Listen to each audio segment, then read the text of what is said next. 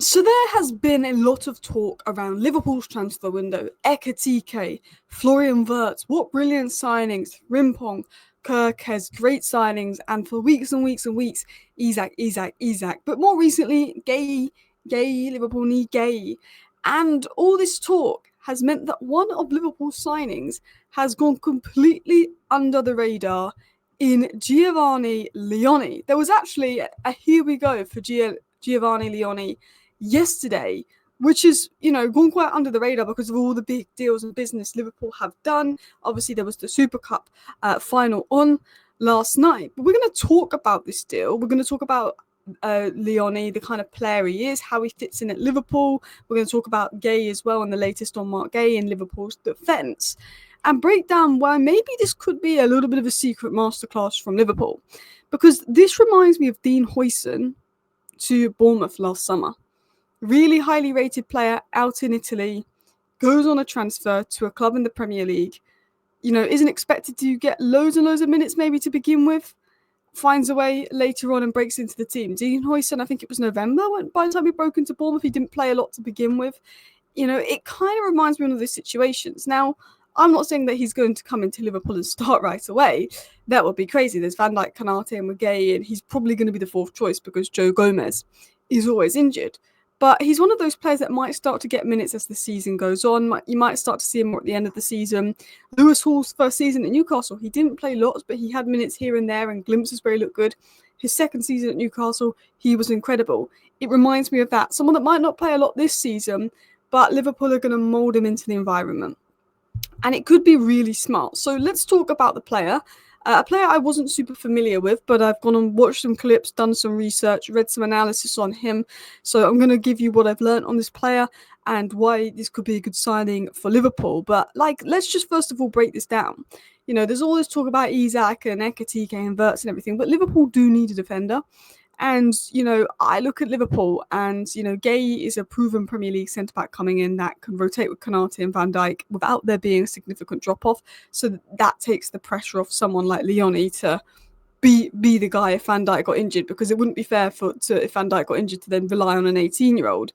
But he's got 3 good centre-backs at Liverpool to learn from and develop from. When Rafael Varane first came to Real Madrid, he was learning and developing from the centre-backs ahead of him. And I think it's a very smart move from Liverpool because they've got the environment for him to thrive. Matip and Kwanzaa have left. Obviously, were not replaced. Obviously, now they are starting to be replaced. Konate believed that he could go to Madrid next year. And Joe Gomez is very, very injury prone. And with Van Dijk's age, a fourth centre-back this season for Liverpool is essential. Every team needs 4 centre-backs going into a season. And because Joe Gomez is injured, I'm not counting him as the fourth centre-back. I know Endo can play there, but Endo's the only really depth option for Gravenberch. Although I've got a question for you guys. What is going on with Bajcetic? I don't know what's going on. If you know what's going on, tell me. Is he going to get minutes, opportunities? I don't know. But with Leoni, I believe it's a £26 million deal. Romano said 35 million euros. That's about £26 million. It's one of those low-risk deals, low-risk, high ceiling, a little bit more expensive than obviously how much Huijsen cost Bournemouth, but this is one of the highest-rated defenders in Italy. Apparently, all the big clubs in Italy wanted him, seen as the next Bastoni kind of player. And Liverpool have gone and swooped him up. And he offers further squad depth on top of Marc Guehi. He's that fourth centre-back for squad depth, which Liverpool might need, but a player that can learn and grow from the likes of Konate and Van Dijk and be moulded into a good player. I always talk about youngsters. And I say, what annoys me about Manchester United is we have this great academy and we have these great youngsters. And all of a sudden, these youngsters at 18, 19, we're then playing them week in, week out, putting them on the pedestal because we're relying on them so much to save us. Kobbie Mainoo basically saved us in his first season. Kobbie Mainoo and Garnacho are the reason we won the FA Cup final and got into the Europa League last year. But we shouldn't be relying on an 18-year-old Kobbie Mainoo and Garnacho to be our best players week in, week out, and for them to perform and be amazing every week, because it's not normal to do that at 18. To be amazing every week, it's normal to have good games and bad games and be inconsistent, which meant that all of a sudden we went into a season with needing Mainoo and Garnacho to be the main men, and that's not healthy at 18, 19. It puts too much pressure on these players. Then fans start getting angry, this and that.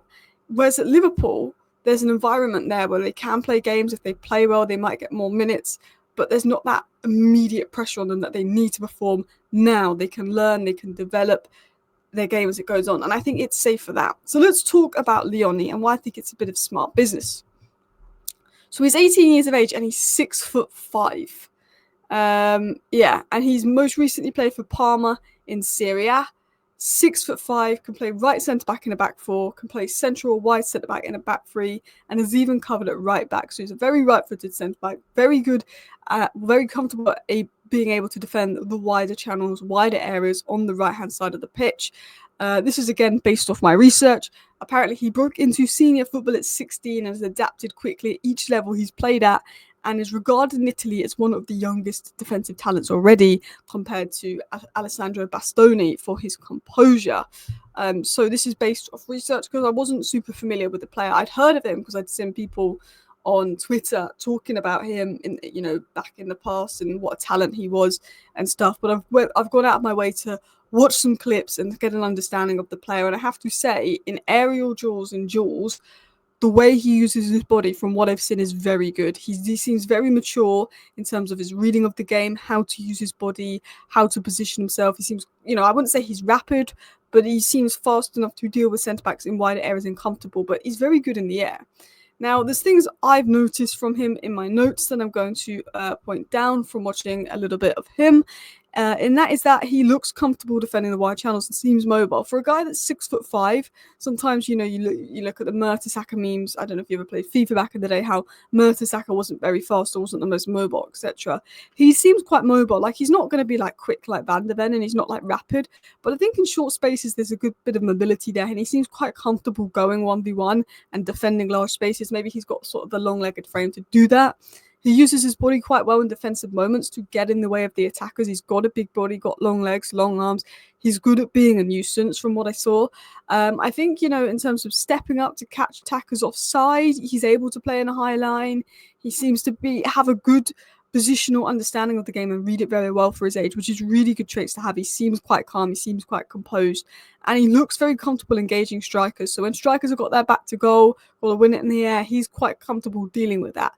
And I think in the Premier League, it's probably a different level of physicality. To have players that are comfortable in duels, aerial duels, physical battles is what's needed in the Prem. I don't know if you've seen the image of him when he came up against Lukaku, but if you can deal with Lukaku, you can deal with most Premier League strikers physically.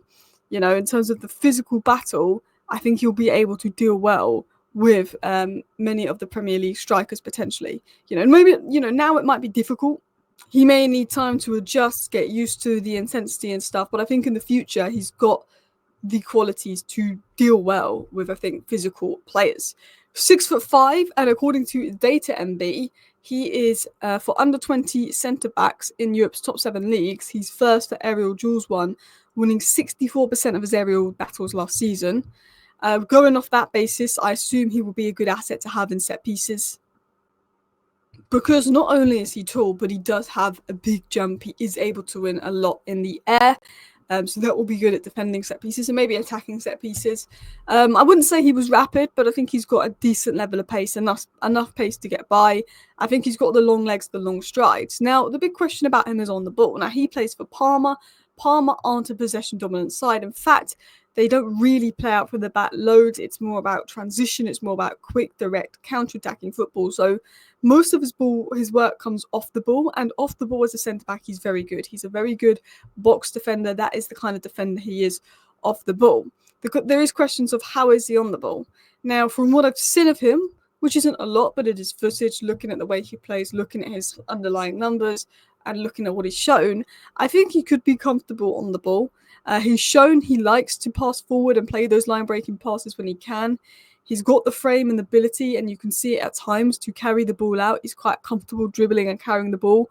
We don't see loads because he's at Parma, but he likes to play forward when he can. He's got the frame to carry the ball, and I've seen him break lines a couple of times with his passing, which is good to see. So it'll be interesting to see how he does in a possession-dominant side. But a lot of people used to say the same about Braithwaite last summer when he was linked to Manchester United, and people forgot that Braithwaite went on loan to PSV, under Van Nistelrooy, and I was playing some really good football out the back. You know, and while Abramovich wasn't doing that at Everton, you know, and is playing out from the back, people question because he wasn't doing it at Everton. We saw when he was at PSV on loan, he could play out from the back.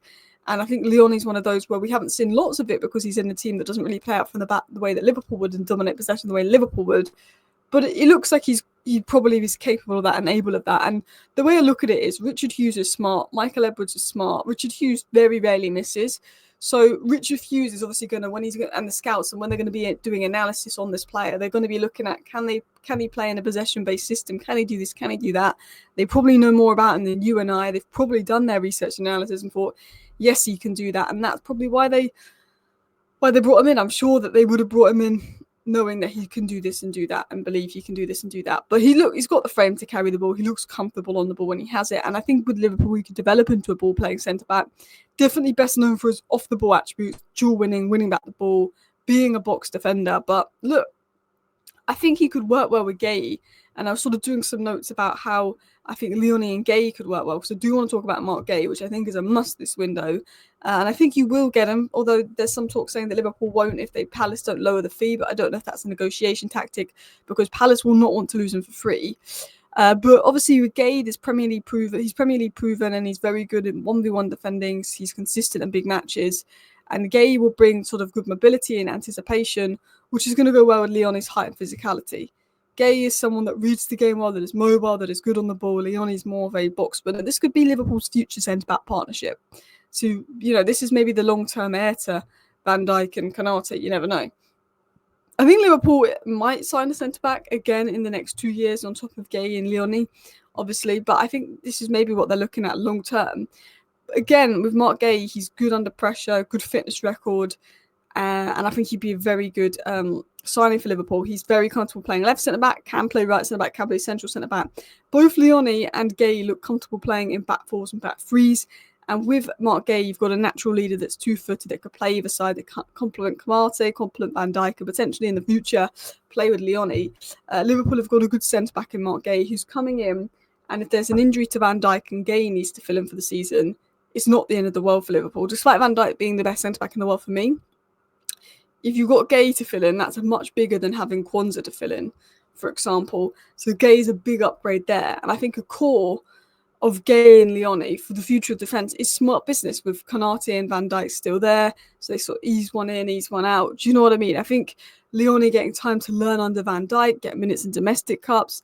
Guehi comes in just for the immediate impact that Liverpool need to retain their title in terms of depth. And I think if it's managed well, it could be really smart. So yeah, Liverpool have signed Leoni. It's going very under the radar. I feel like nobody's talking about it really.